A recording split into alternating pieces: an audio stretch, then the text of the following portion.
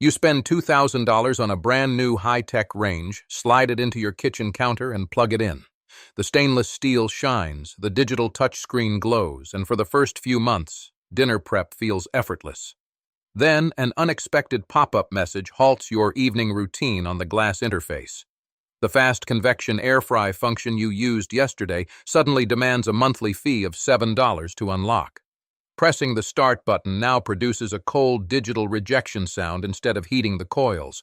The physical heating element inside the cavity is perfectly functional, and the electrical wiring is intact. You paid full retail price for every piece of metal, glass, and copper inside the machine.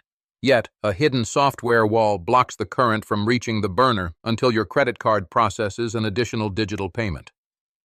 Inside corporate executive suites, traditional manufacturing was long viewed as a flawed business model. A company would build a washing machine or refrigerator, sell it once, and collect a single profit margin. If the appliance lasted 15 years, the manufacturer earned nothing from that household for a decade and a half. Corporate strategists realized they needed to engineer a secondary revenue stream that never stopped flowing. Investigating this market evolution reveals a deliberate push to replace permanent physical hardware ownership with temporary software-locked access across the entire modern home. What appears on the surface as an upgrade in convenience is actually a systematic overhaul of basic property rights. Consumers are no longer buying tools that belong to them. They are entering ongoing commercial relationships where basic utility must be continuously repurchased. Major appliance brands found themselves competing directly with subscription tech companies for investor capital on Wall Street.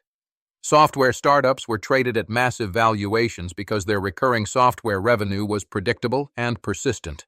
To match those inflated stock valuations, legacy appliance makers realized they had to alter their fundamental business structure. They decided to stop selling static tools and start operating continuous service networks inside private households. The key enabler for this structural change was universal IoT connectivity, embedded directly into cheap microcontrollers. By adding inexpensive wireless chips to every internal circuit board, manufacturers linked physical motors, valves, and compressors to distant corporate cloud servers. Without an active internet connection sending validation tokens back and forth, the internal chips are programmed to limit or disable pre-installed hardware functions. When your home internet drops or the manufacturer experiences a server outage, the physical machine in your kitchen loses its mind. A smart refrigerator might stop making ice, or a washing machine might refuse to spin at high speeds simply because it cannot ping a remote database. The customer bears all the physical risk of ownership while losing absolute operational control over the device standing on their floor. This creates a subtle but deep psychological strain on modern households trying to manage living expenses.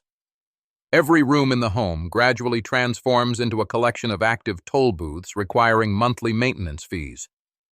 The feeling of independence that came with buying long-lasting household goods vanishes, replaced by a lingering anxiety that any daily task could be interrupted by a declined transaction or an updated user agreement.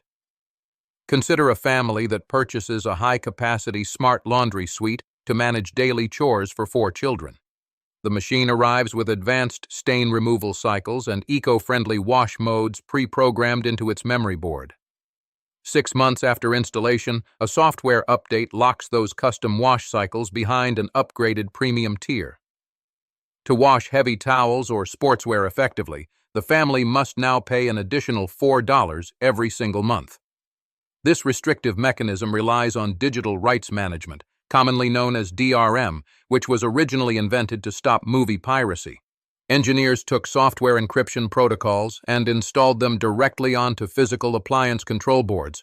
By wrapping basic electrical signals in proprietary software code, companies legally restrict users from modifying, bypassing, or hotwiring the hardware features they already physically own. On quarterly earnings calls, corporate executives celebrate these software locks as major financial victories. Investors applaud the creation of recurring revenue streams that deliver high profit margins without requiring additional physical raw materials like steel or glass. The company extracts ongoing cash from products that have already been manufactured, shipped, and installed, creating a continuous cash flow from millions of captive domestic kitchens. The ultimate tragedy of this strategy manifests as premature hardware bricking when corporate priorities inevitably change. When an appliance manufacturer decides to shut down its legacy cloud servers, thousands of functional smart ovens and fridges lose their software authorization. Perfectly good appliances suddenly freeze up, refusing to operate because the remote computer required to grant them permission to work has been pulled offline forever. 4 decades ago, in the 1980s, a refrigerator was a simple mechanical system built with heavy copper coils, a reliable compressor, and an analog thermostat.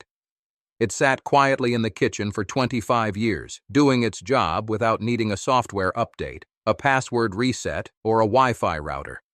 If a switch broke, a local repair worker could fix it in an afternoon with basic tools and standard off-the-shelf parts.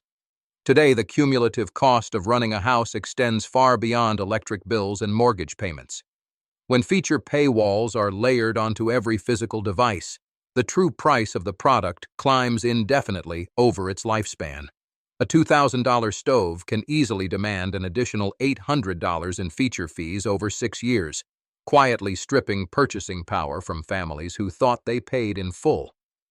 Industry analysts describe this economic transition as the rise of product as a service, or paywalls. Under this model, manufacturers retain effective operational control of physical goods while passing the burdens of maintenance, electricity, and physical space onto the buyer. You pay to buy the box, you pay for the electricity to run it, and then you pay a rental fee to use the buttons on the front panel. Because the top handful of global conglomerates control nearly the entire major appliance market, consumers have almost no escape route. When one brand successfully introduces a subscription paywall for specialty cooking modes, its chief competitors quickly follow suit to protect their own profit margins. The entire marketplace shifts simultaneously, removing traditional non-connected hardware options from retail floors and forcing buyers into the paywall trap. Frustrated consumers who contact customer support discover that their traditional legal rights as owners have been replaced by lengthy digital terms of service. Support agents calmly explain that the buyer merely purchased a temporary license to use the appliance software, which can be modified or restricted at the manufacturer's sole discretion. The realization that you do not truly own what stands in your home leaves buyers feeling trapped and exploited. A clear example occurs with high-end smart coffee makers designed to use proprietary bean pods. The internal optical scanner reads a tiny barcode on the package before allowing hot water to flow through the heating element. If you attempt to use locally roasted coffee beans or an unapproved third-party filter basket, the machine shuts down and displays an error code, forcing you back into the manufacturer's subscription delivery ecosystem. The instrument for enforcing these paywalls long after purchase is the silent over-the-air firmware update. Late at night, while the household sleeps, the appliance downloads new operating code directly through your home wireless network. A feature that was completely free when you bought the machine can be instantly recoded into a locked paid module overnight without your explicit permission or prior knowledge. Financial markets aggressively reward companies that execute this transformation successfully.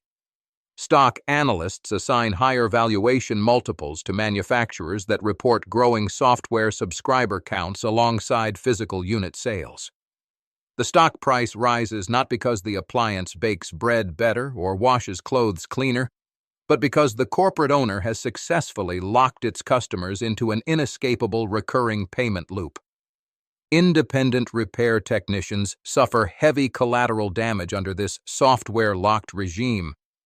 When a digital control board breaks, diagnostic codes are encrypted and restricted to authorized corporate technicians. Local repair shops, which once kept community appliances running for decades, find themselves unable to bypass software locks or reset system errors, driving independent businesses out of work while forcing consumers toward costly official replacements. This tension has sparked fierce legal battles over the fundamental right to repair physical property across the country. Lawmakers and consumer protection advocates argue that locking hardware capabilities behind proprietary software violates traditional principles of personal ownership. Corporate legal teams fight back fiercely, claiming that software code remains proprietary intellectual property that consumers have no legal right to alter, modify, or unlock on their own. Looking ahead, this structural trend threatens to expand into every single corner of domestic existence. Future home designs risk turning basic human necessities like hot water, indoor climate control, and home security into continuous meter-based subscriptions. The boundary between renting and owning dissolves completely, creating a world where living in a home means paying a dozen daily tolls just to maintain basic functional comfort. The broader realization for modern buyers is both sobering and profound. The convenience of smartphone control, voice commands, and remote monitoring was used as clever bait to rewrite the social contract of consumer ownership. By agreeing to smart features without reading the fine print, consumers handed over the keys to their own households, allowing corporate balance sheets to dictate how and when basic home tools operate.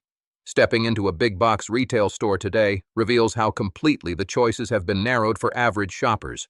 Analog appliances with simple mechanical switches are systematically pushed to the lowest shelves or discontinued entirely. Retail chains partner with tech-enabled manufacturers who offer kickbacks from subscription revenues, ensuring that fully software-locked models dominate the display floors while dumb, reliable alternatives disappear from sight.